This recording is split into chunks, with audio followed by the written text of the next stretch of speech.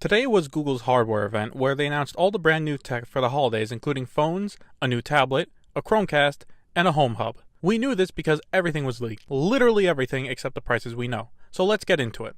First, the new Chromecast that actually wasn't at the event but is seen in the Google Store after the update. The new Chromecast gets a redesign and is 15% faster compared to the second generation. With this, the Chromecast will be able to support 1080p video at 60 FPS compared to 720 from the last generation. It will also be able to act like a Chromecast audio, however, that feature will be available sometime later this year. Just like the last model, it will cost $35. Next up is the Google Home Hub.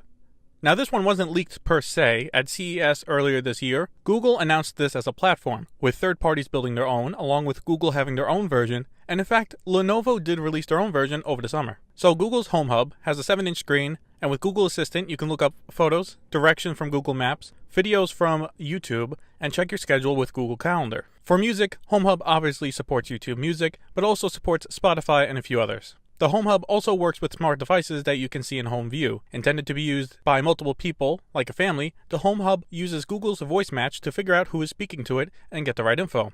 For example, say when you ask Google when your dentist appointment is, it will recognize your voice and bring up your calendar, not say your significant other's. Google's Home Hub will be available for $149 in 3 colors, gray, green, and pink. It will be released on October 22nd in America, UK, and Australia. Also, if you buy one, you'll get a free 6-month subscription to YouTube Premium.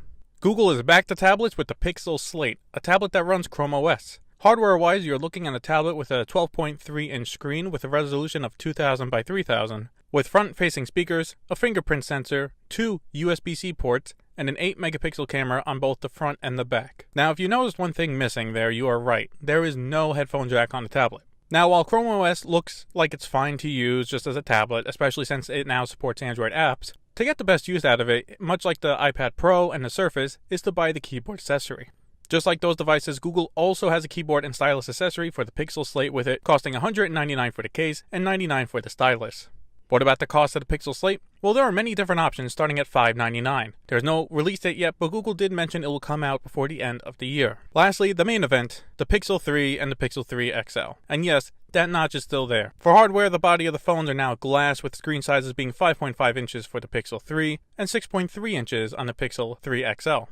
Running the phone is a Snapdragon 845 with 4 GB of RAM and a Titan M security chip, with Google has pushed as providing, quote, on-device protection for login credentials, disk encryption, app data, and the integrity of the operating system, end quote. The staple feature of the Pixel lineup are the cameras, and this year is no different. While the back camera is still a single one with 12 megapixels, the front now has 2 cameras, with the reason being it can now take wider selfies so you can get more of the landscape behind you, or if need to, get more people to fit in the frame. Besides the hardware changes to the camera, there are also software changes. This includes new features like Top Shot and Super Res Zoom. Super Res Zoom uses AI in different frames to make a sharper photo, while Top Shot lets you take a burst of photos and removes any the AI detects people are blinking or not smiling, making it easier for you to pick the best one. Another feature is Night Sight that allows you to take pictures in low light situations without a flash and still get a good picture.